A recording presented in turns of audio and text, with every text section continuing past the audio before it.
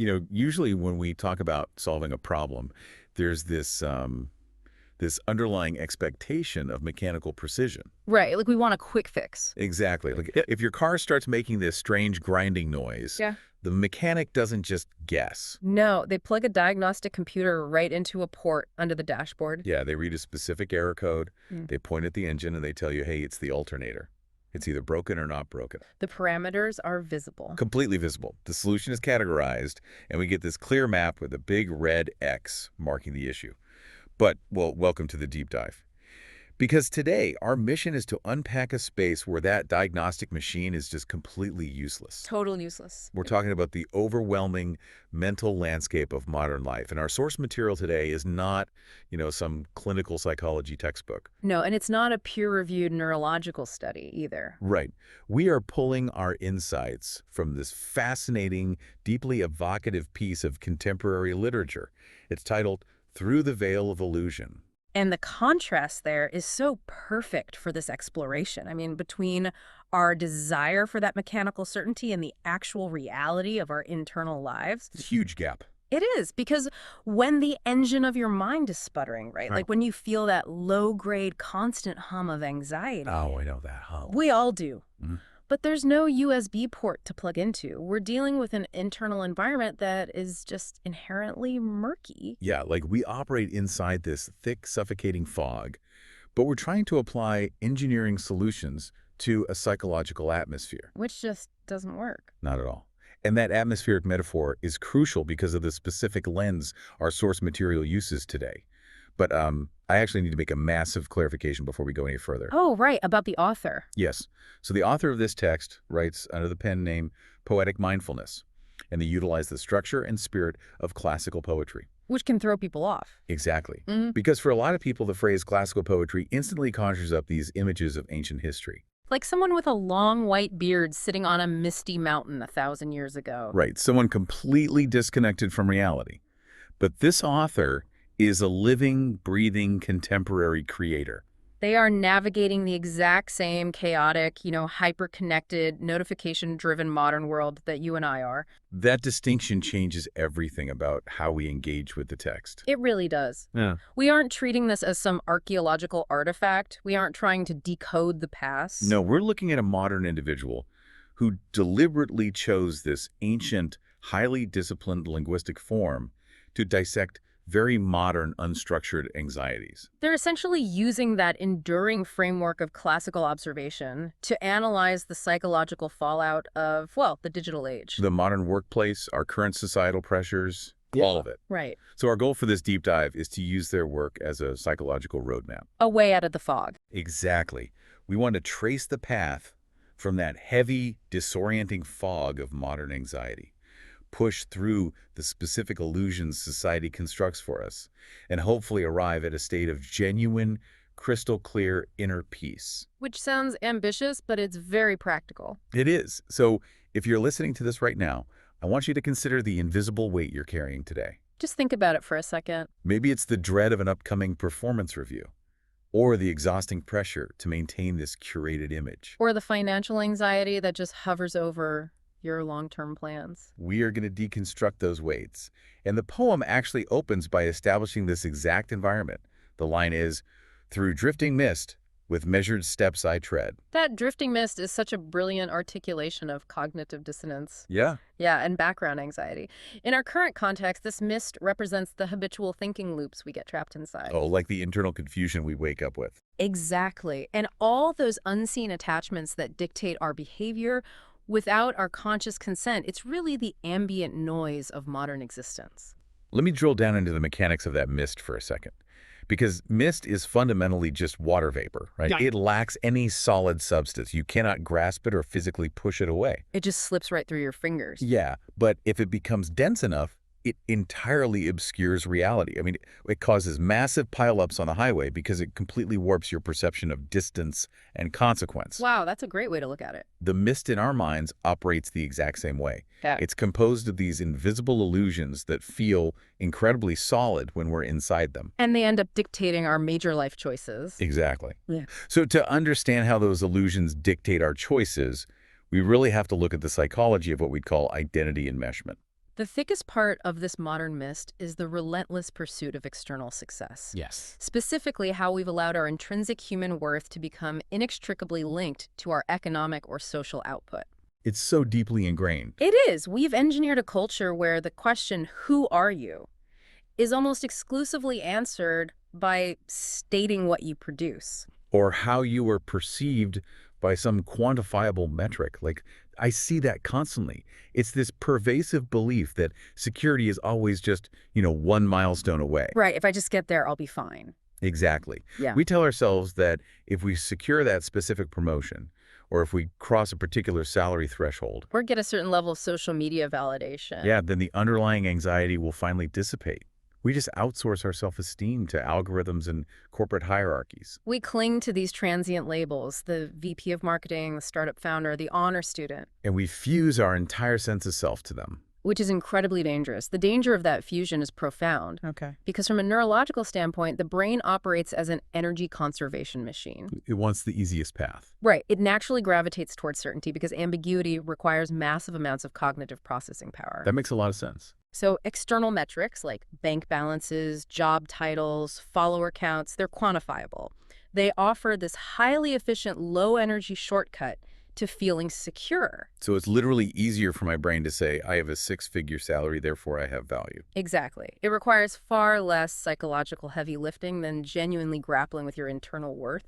But the fragility of that shortcut is terrifying to me. Oh, completely. Because when you fuse your core identity with a job title, a company downsizing doesn't just result in a loss of income. It triggers an existential crisis. Right. You lose the entire framework of who you are.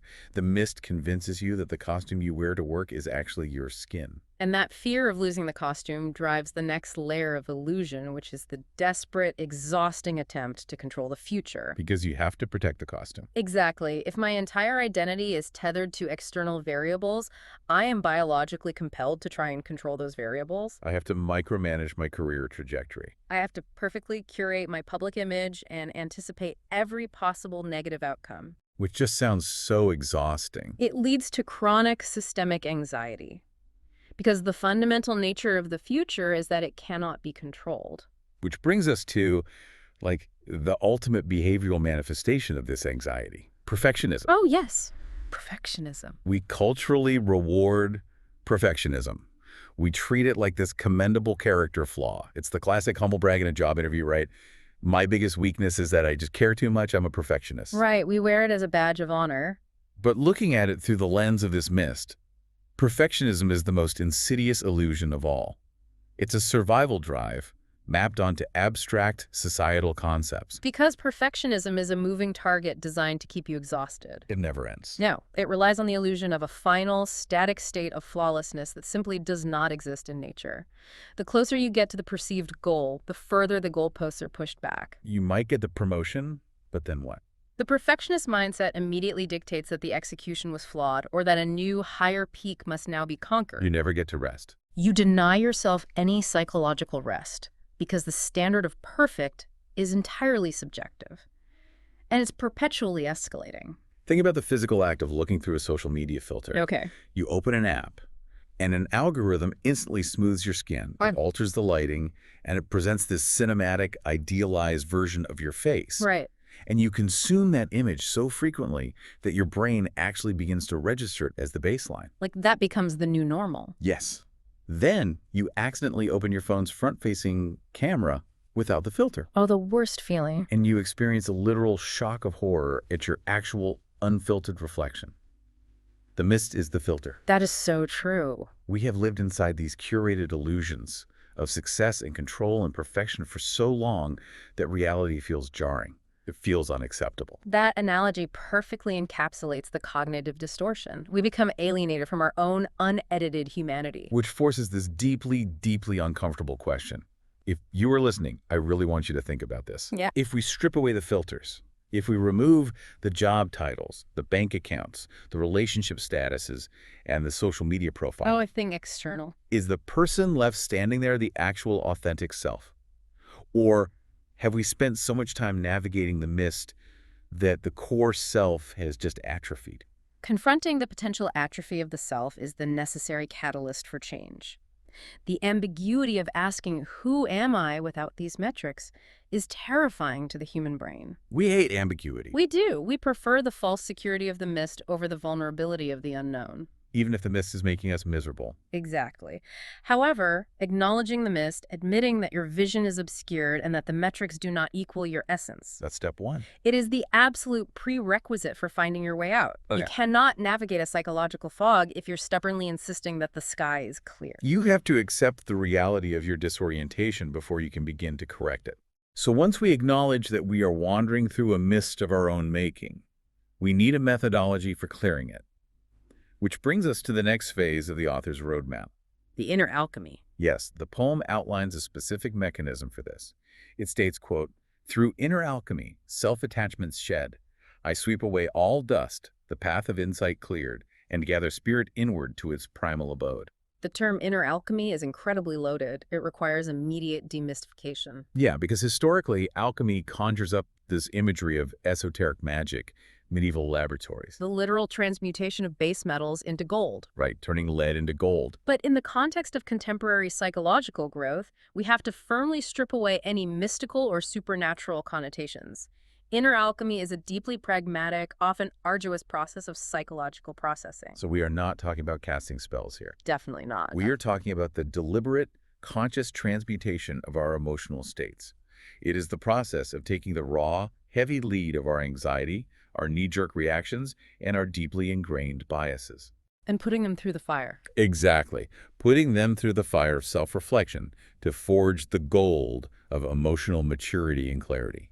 And the specific action the author associates with this alchemy is the shedding of self-attachments by sweeping away all dust. Sweeping the dust. To understand this mechanism, we have to define the dust. If the mist is the macro environment we're lost within, the dust represents the micro accumulations of daily life. It's the residue. It's the residue that settles into our cognitive framework over time. I kind of picture that dust as the low-grade hum of modern existence. Right. It's the lingering resentment from a passive-aggressive email you got on Tuesday. It's the entirely irrational fear of being judged by strangers on the internet. Or the compulsive need to compare your behind-the-scenes reality with the highly curated highlight reels of your peers. Yes. And crucially, it is the toxic over-pursuit of things we don't actually need to be fulfilled. The concept of over-pursuit is critical here because it directly challenges the dominant cultural narrative regarding self-improvement. How so? Well, we're constantly bombarded with the message that personal growth is an additive process. Oh, like you have to do more. Right. Society dictates that to evolve, you must acquire more.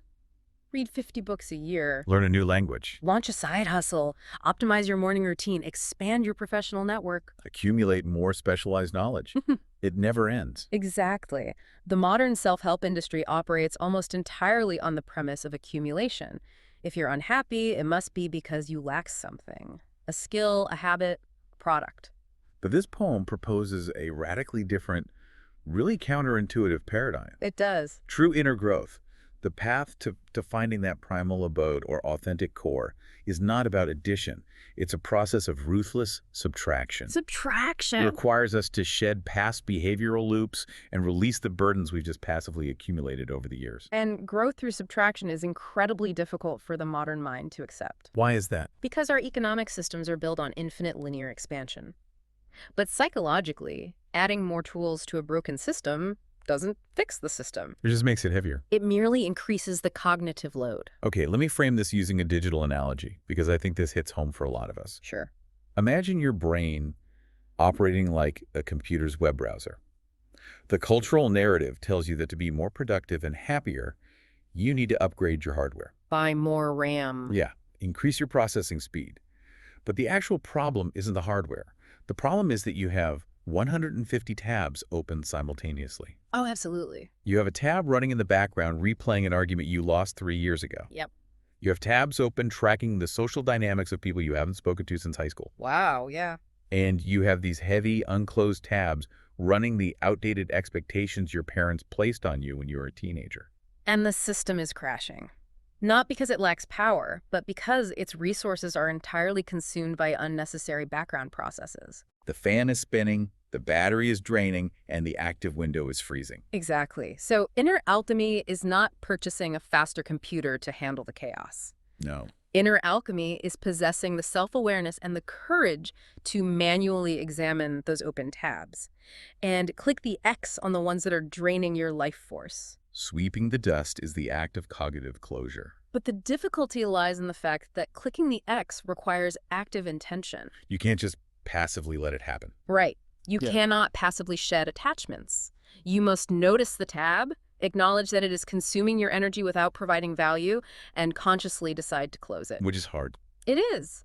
Unattaching yourself from a deeply held narrative, even a really painful one, leaves a temporary void, which is why we often prefer the familiarity of our burdens over the emptiness of release. We'd rather carry the heavy bag because we're used to the weight. Precisely. And, while we are attempting this internal cleanup, the external world is aggressively trying to open new tabs for us. The modern economy is largely an attention economy. It's designed by incredibly smart people to hijack our focus and keep us attached to a state of perpetual outrage or desire. Yes, the monetization of our attention. And the author captures this misdirection of our most vital resources perfectly in the next lines.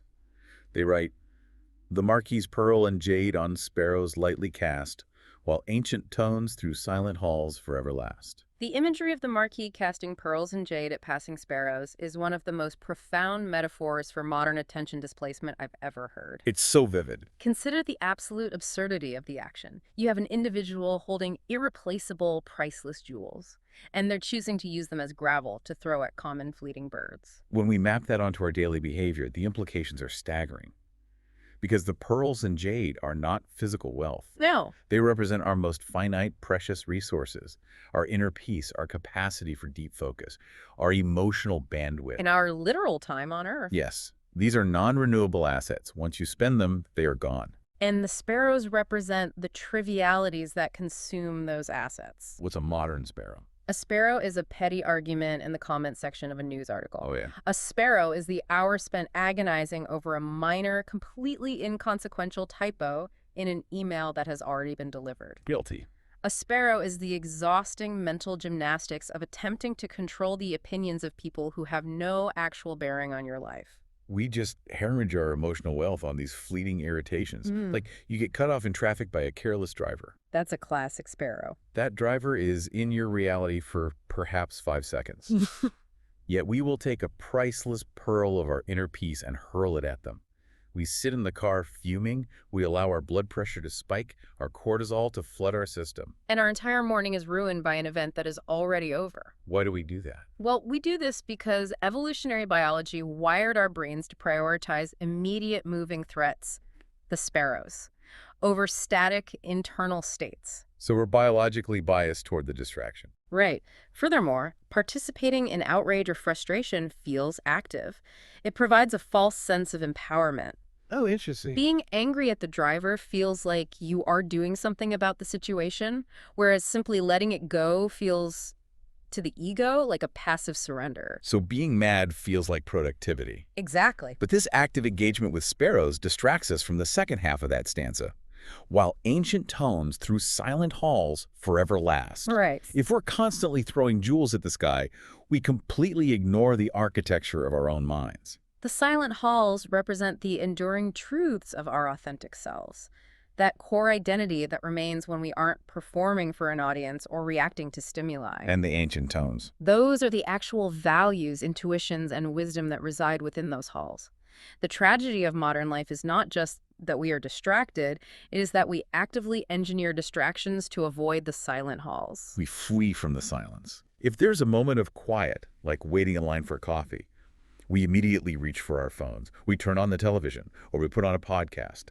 We utilize noise as a defense mechanism against our own internal reality. And the avoidance is entirely logical when you understand the mechanics of the default mode network in the brain. The default mode network. Yes. When we stop performing external tasks, the brain switches to this network, which frequently engages in autobiographical memory and self-referential thought. So it starts looking inward. Right. For most people, when they first enter the silent hall, the acoustics are terrifying. Wow. Before your ears adjust, the silence is filled with the echoes of unmet expectations, repressed anxieties, and the guilt of unresolved actions. So the initial experience of silence isn't peaceful at all. It's an interrogation. Precisely. Because sitting with that discomfort until the dust settles requires immense fortitude, we opt out. We grab our phones? We run back outside to find more sparrows to yell at, because being angry at the world is vastly more comfortable than sitting in the uncomfortable acoustics of our own unresolved minds. I really want to challenge anyone listening right now to conduct a brutal mental inventory of the last 24 hours. That's a great exercise. Where have your pearls gone? Did you throw a jade stone at a snarky comment from a coworker? Did you cast a pearl at an idealized version of a stranger's life on social media? Identifying them is key. Recognizing the specific nature of your sparrows is the only way to stop depleting your reserves. And recognizing the futility of engaging with sparrows naturally leads to a broader reevaluation of how we perceive reality. How so? If the things that provoke us are fleeting and trivial, we must ask ourselves about the permanence of the environment around us. Right. The author addresses this by shifting focus to the fundamental nature of existence. They state, all myriad forms are shadows born of void. Okay, I need to pause and interrogate this line because it sounds incredibly bleak. It does. When a modern listener hears all forms are shadows born of void, it reads like pure nihilism. Right, it sounds dismissive. It sounds like the author is suggesting that nothing is real, nothing has meaning, and therefore effort is pointless. Like, if my life, my family, and my career are just shadows, why should I care about any of it? That reaction is the most common and most dangerous misinterpretation of this philosophical stance.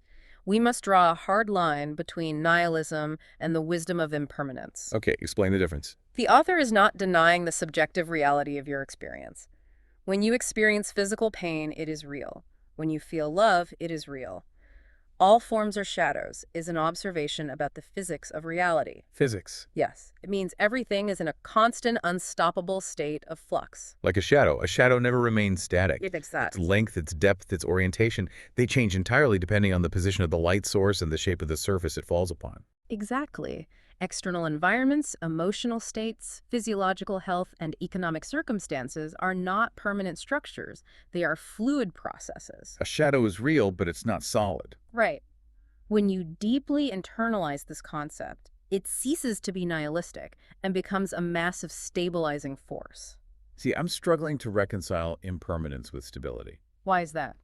Because usually we associate stability with things that do not change, like a solid foundation, an ironclad contract, a permanent relationship. Right, that's the modern assumption. But the paradox is that seeking stability in external forms is a guaranteed path to suffering, because the forms will inevitably change. It's a losing battle from the start. If you accept that both catastrophic failure and massive success are passing shadows, they lose their power to completely dictate your core identity. This is the ultimate antidote to the perfectionism and the need for control we discussed earlier. Okay, let me present a highly specific scenario to test this framework, because I want to make sure we're keeping this grounded. Go for it. Imagine an individual who has sacrificed intensely for a decade to build a startup. Okay. They have poured their life savings, their time, and their passion into this singular form. Suddenly, an unpredictable market shift occurs, and the company goes bankrupt. It happens every day. The form is destroyed. Are we seriously suggesting they should just casually observe the ruin of their life's work, shrug, and say, oh, well, it was just a shadow, without experiencing profound devastation? No, absolutely not. The philosophy of impermanence does not demand apathy. It demands a shift from attachment to non-attachment. Okay, wait, what is the difference there? This distinction is vital. Detachment or apathy means you do not care about the startup. You're numb to it. Right. Non-attachment means you care deeply. You work passionately and you grieve profoundly when it fails, but you do not confuse the loss of the company with the destruction of yourself. Ah. The form was lost, but the observer remains intact. Yes. Consider the experience of watching a breathtaking sunset. A sunset is defined by its impermanence. It is a temporary interplay of light, atmosphere, and shadow. You can sit on a beach, be entirely present, and be moved to tears by its beauty.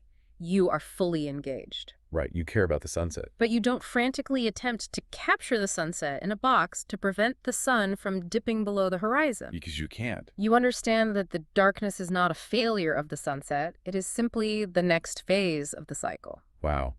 We suffer because we try to put our careers, our youth, and our relationships into a box and freeze them in time. We demand the shadow stop moving. And when the shadow inevitably shifts, as the startup fails or the relationship evolves, the person who tried to freeze it feels like their world has ended. Because their identity was the shadow. Exactly. The person who practices non-attachment experiences the grief of the transition, but their internal foundation holds. True stability is not possessing the shadow. It is being the unwavering wall upon which the shadows dance. The wall remains solid regardless of whether the shadow cast upon it is a terrifying monster or a beautiful bird. Exactly. That reframing completely removes the desperation from ambition. It does. You can build the business, you can fall deeply in love, you can create art, and you can engage with the world completely. You aren't draining the meaning from life. You are removing the suffocating terror of losing control. Because you have accepted that control was an illusion from the start. Yeah, and that's powerful. And releasing the illusion of control naturally transitions us to the culmination of this internal journey. When you stop fighting the shifting shadows, you arrive at the state described in the poem's final lines. Which are? With tranquil heart, in Tao I dwell, unalloyed. The concept of the Tao. That's another term that carries heavy cultural and historical baggage. Very much so. Because we're analyzing this through a contemporary lens, we really need to extract the Tao from its religious and ancient monastic context. The author isn't suggesting we abandon society and take vows of silence. No, not at all. In the context of modern psychological survival, the Tao translates to the fundamental natural rhythm of life. It represents cyclical balance. Cyclical balance. Modern societal systems like corporate capitalism, technological development, endless consumption, they are inherently anti-Tao. How so? Because they're built on the premise of infinite linear growth. They demand that quarter 4 must always exceed quarter 3, indefinitely, without any period of winter or rest. Oh, and biology does not operate on infinite linear growth.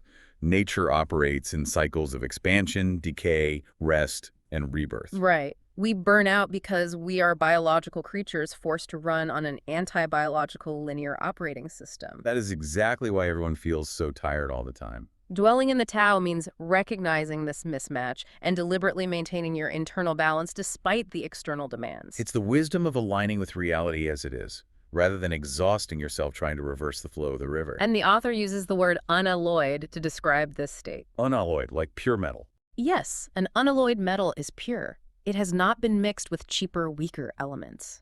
To dwell in the Tao unalloyed means existing without being corrupted by the mist of validation or the dust of trivial anxieties. Which brings us to a radical redefinition of true freedom. It does. Because, let's be honest, how does this change our understanding of freedom?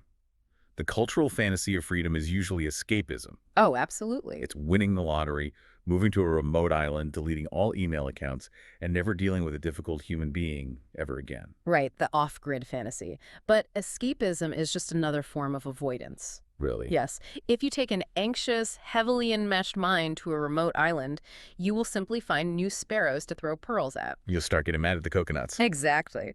True freedom, as proposed by this philosophy, is the ability to exist right in the absolute epicenter of the loud, chaotic, demanding world and remain unalloyed. So it's the ability to navigate a deeply toxic family dinner, or sit through a gridlocked commute, or face an industry-wide economic downturn without being psychologically hijacked by fear or the compulsion to compare yourself to others. It is being completely in the world, engaged with its realities, but not of the mist. You remain awake, supple, and responsive, rather than rigid and reactive. Okay, let's apply this to a highly realistic, incredibly stressful scenario, because I want to make sure the listener can actually use this. Let's do it. Imagine a listener who works in an industry currently experiencing massive volatility. Let's say the tech sector right now, with continuous waves of layoffs and budget cuts. Very relevant. Every time they open a professional networking site, it's a barrage of panic and bad news. They hear us discussing the Tao, the shadows, and remaining unalloyed, and they understandably ask us, how do I maintain a tranquil heart when my literal livelihood, my ability to pay my mortgage and feed my family, is legitimately threatened? This isn't a philosophical exercise, it's an economic crisis. That is the most rigorous test of this framework. And it requires a pragmatic strategy, not just poetic ideals. What's the strategy? The answer lies in cultivating a specific psychological posture known as flexible resilience. Flexible resilience. How does that operate in practice versus theory? Consider the structural mechanics of trees during a hurricane. Okay. The massive oak tree relies entirely on rigidity and sheer strength. It attempts to fight the kinetic energy of the wind by remaining perfectly still. It stands its ground. Right. But because it refuses to yield, a strong enough gust will snap its trunk in half, destroying the tree. Yeah. The reed, on the other hand, operates on flexible resilience.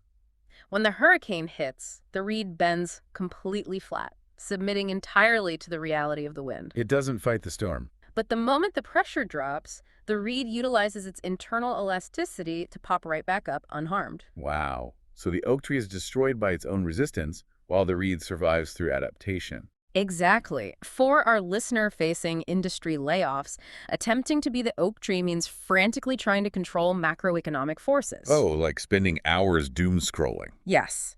Obsessing over rumors, trying to predict the exact date of the next restructuring, and tying their entire self-worth to their current job title. They are fighting the winds. And the psychological pressure will eventually snap them. So how does that listener become the reed in a corporate hurricane? By fundamentally shifting their locus of control from the external environment to their internal alchemy. Okay. Becoming the reed begins with accepting the shadow without denial. You say, yes, my industry is highly volatile, layoffs are a distinct possibility, I cannot control the market, and I cannot control the executive board's decisions.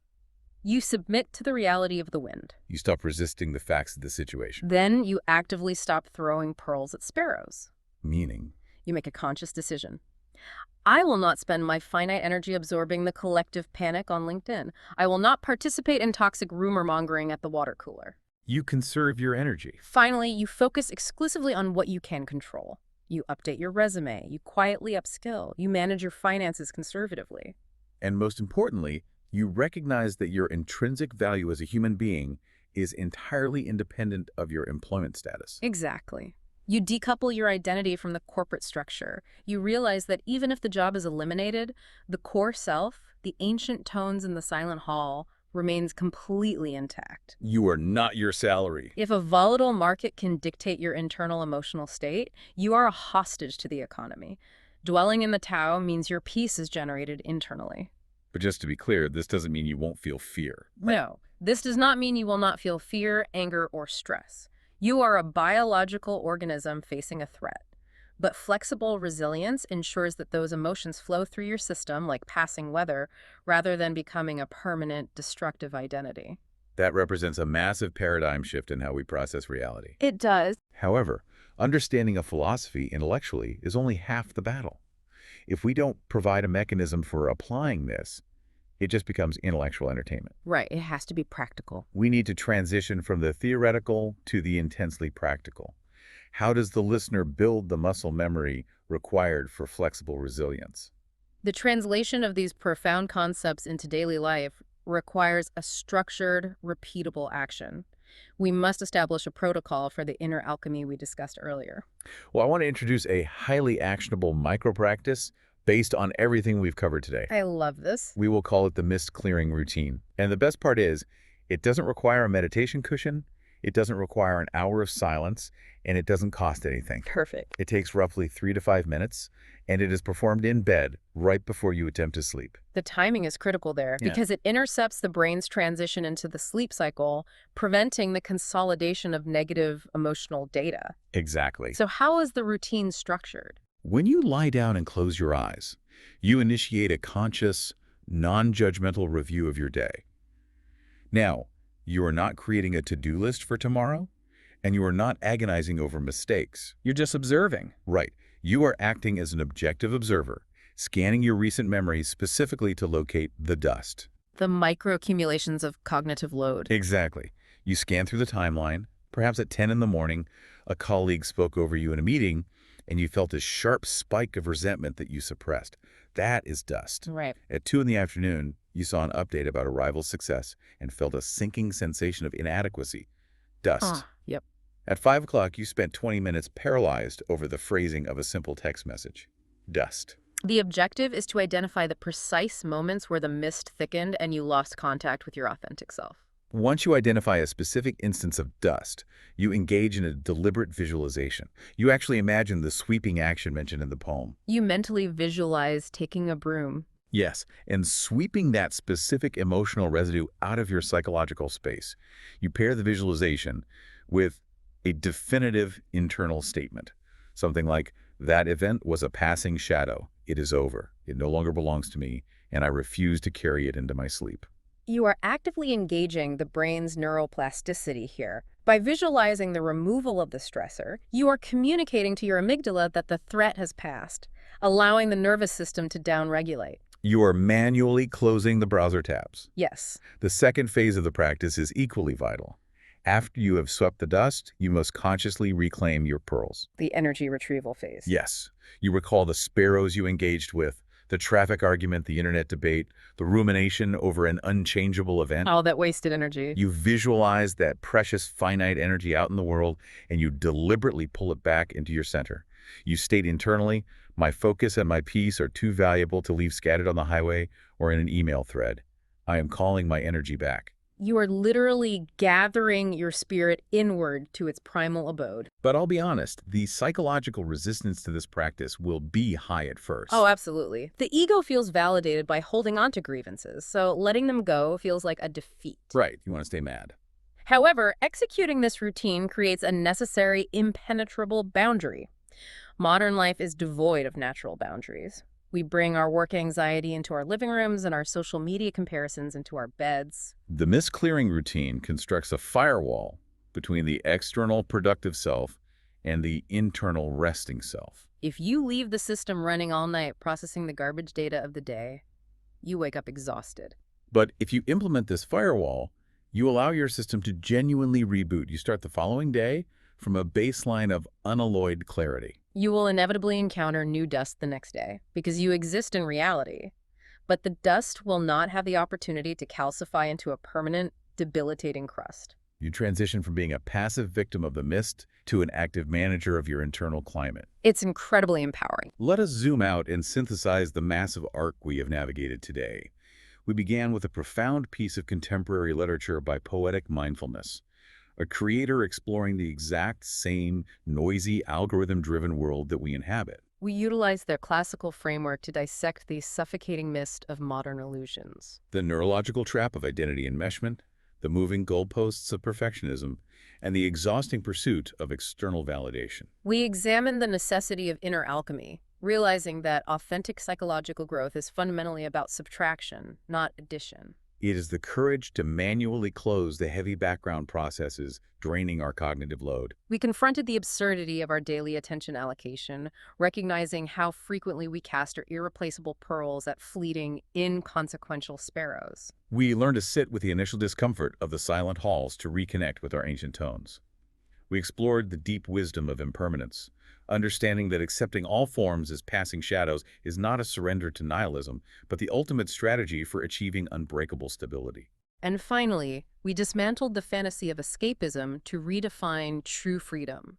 Freedom is the cultivation of flexible resilience. It is dwelling in the Tao, aligning with the natural cyclical rhythm of life, right in the center of the chaos, remaining the supple reed rather than the rigid, fragile oak. The clarity and peace we are all desperately seeking is not a product we can purchase, a metric we can achieve, or a destination we can escape to.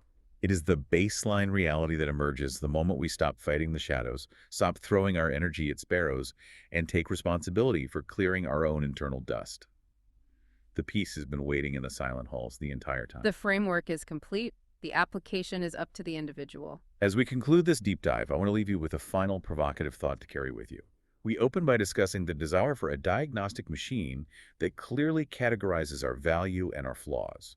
We desperately want the external world to tell us who we are so we don't have to figure it out ourselves. But society's diagnostic machine is fundamentally broken. It will only ever output reflections of its own endless anxieties and impossible demands. So the next time you look in the mirror, bypass the filter. Ask yourself, are you looking at the authentic architecture of your identity? Or are you merely viewing the exhausted reflection of what the world demanded you perform today?